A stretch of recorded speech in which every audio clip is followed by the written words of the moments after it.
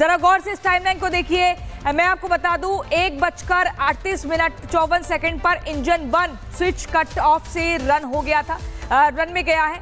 Switch cut off से run में जाता है, फिर वहीं 1:38 पर आगे जो होता है 39 मिनट की मैं बात करूं दोपहर की, तो पायलट ने मेडे का ऐलान किया। मेडे एक इमरजेंसी शब्द होता है और ये जब कॉल की जाती है इसका मतलब बहुत ज्यादा जरूरत है। 1:44 पर दोपहर में एयर इंडिया का विमान हादसे का शिकार हो जाता है।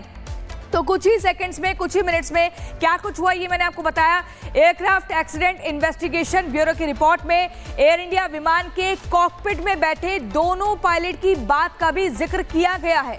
रिपोर्ट के पेज नंबर 14 पर लिखा है, जब विमान के दोनों इंजन 1 सेकंड के गैप में अचानक बंद हो गए तो पायलट ने दूसरे पायलट से पूछा कि तुमने फ्यूल स्विच क्यों बंद किया। दूसरा साथी पायलट कहता है कि मैंने फ्यूल स्विच बंद नहीं किया है। तो दोनों की जो कॉन्वर्सेशन है पायलट और को पायलट की, वो सुनी गई है। पायलट पूछता है कि तुमने फ्यूल स्विच क्यों बंद किया, तो को पायलट कहता है कि मैंने बंद नहीं किया है। ये पायलट की जो आखिरी बातचीत है, ये आपको मैं बता रही हूं कि क्या कुछ निकलकर सामने आया है, क्योंकि बार बार ये कहा जा रहा था कि ब्लैक बॉक्स जैसे ही सामने आएगा, उसकी जब जांच पड़ताल होगी तब पता चलेगा कि आखिरी क्षण में क्या कुछ बातचीत हुई थी। हमारे संवाददाता जतिन हमारे साथ जुड़ गए हैं। जतिन, ये बोइंग 787 का विमान एक वाइड लाइनर विमान कहा जाता है और इस तरीके से हादसे का शिकार हो जाए तो हर किसी को हैरान करेगा ही।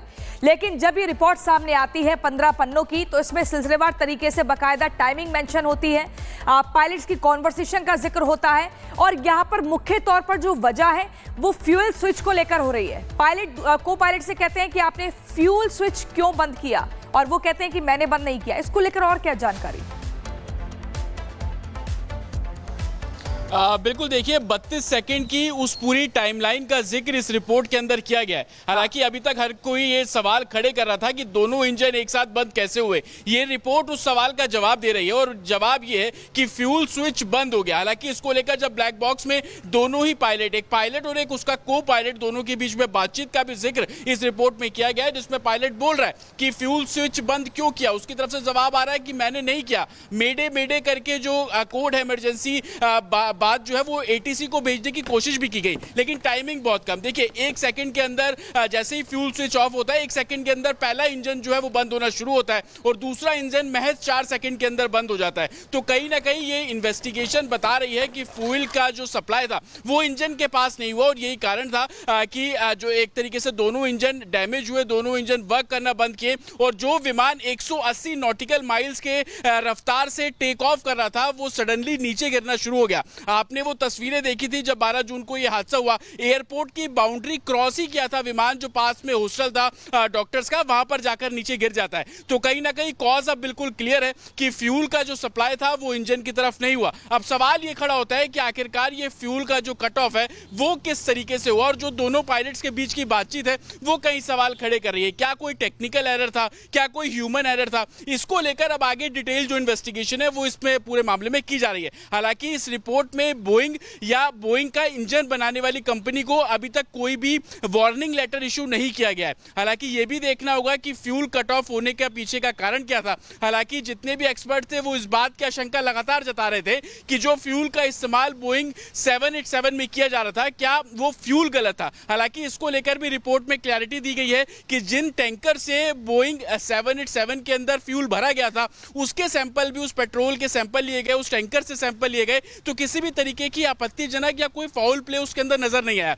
लेकिन जो इंजन में सप्लाई होने वाला फ्यूल था वो कट ऑफ हुआ। हालांकि उसके पीछे अब कारण क्या है, इसको लेकर जो ब्लैक बॉक्स को और अध्ययन किया जाएगा तो तमाम चीजें निकलकर सामने आएंगी। लेकिन इनिशियल इन्वेस्टिगेशन ये बिल्कुल बता रही है कि एक पायलट अपने को पायलट को साफ तौर पर बोल रहा है कि फ्यूल बंद क्यों किया और उसका जवाब मिल रहा है कि मैंने नहीं किया। हालांकि इस रिपोर्ट में यह भी जानकारी दी जा रही है, जो कि फर्स्ट ऑफिसर थे वो विमान को फ्लाई कर रहे थे, जब टेक ऑफ था वो फ्लाई करने का जो ऑपरेशन था वो फर्स्ट ऑफिसर कर रहे थे, जो कैप्टन थे उस विमान के अंदर वो मॉनिटर कर रहे थे। इस तरीके की डिटेल बातें भी लिखी की गई है। लेकिन सबसे बड़ी बात, फॉल्ट किसका था, फ्यूल जो सप्लाई होना था इंजन में वो किस कारण से बंद हुआ, क्या वो कोई ह्यूमन एरर है या कोई टेक्निकल एरर है, इसको लेकर अभी इन्वेस्टिगेशन आगे भी की जाएगी। लेकिन जो सवाल लगातार लोग पूछ रहे थे कि आखिरकार दोनों इंजन एक साथ बंद कैसे हो सकते हैं, उस सवाल का जवाब इस रिपोर्ट में साफ तौर पर देखने को मिल रहा है कि 1 सेकंड के अंदर जैसे ही फ्यूल कट ऑफ हुआ पहला इंजन बंद होता है और उसके महज 4 सेकंड के अंदर दूसरा इंजन। इस रिपोर्ट को जब आप अध्ययन करेंगे तो आपको यह भी समझ आएगा कि पायलट्स ने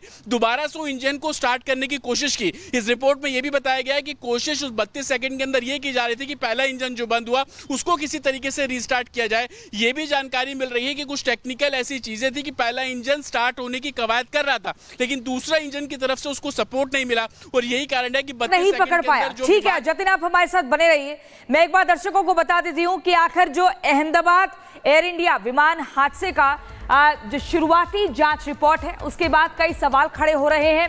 सवाल ये भी है कि बोइंग विमान के दोनों इंजन आखिर अचानक कैसे फेल हो गए। क्या बोइंग के इंजन खराब हैं? क्या टेक ऑफ से पहले कोई साजिश हुई है? इन सवालों के जवाब अब जांच एजेंसियों को पता करना होगा, क्योंकि 12 जून को जब ये विमान हादसे का शिकार हुआ था, अहमदाबाद से लंदन की गेटविक जा रहा था, तो 260 लोगों की जिंदगियां खत्म हो गई थी। इस पर एक रिपोर्ट पहले आपको दिखाते हैं।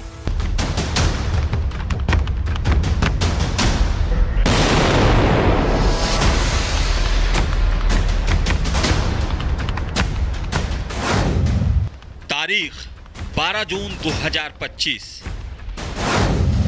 जगह अहमदाबाद एयरपोर्ट,